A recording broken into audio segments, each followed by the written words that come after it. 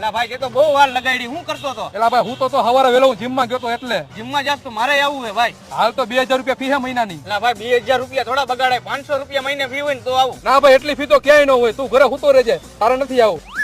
લે ભાઈ અડધી ની અડધી ચા.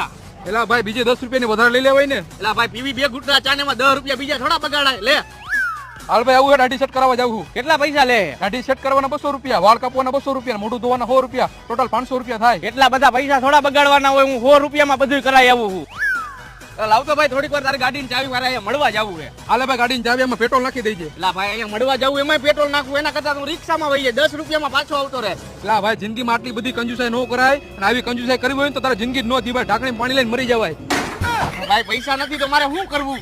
અર્ન એજી 24 માંથી કમાવા મન ને. કઈ રીતે? જો ભાઈ અર્ન એજી 24 માં કેપ્ચા શબ્દ જોવાનો હે, ટાઈપ કરવાનો હે અને ભરવાનો હે. આવી રીતે મોબાઈલ માંથી 20 થી 25 હજાર રૂપિયા કમાઈ ગયા આપણે. તો સારું કેવાય ભાઈ. અને જો તારા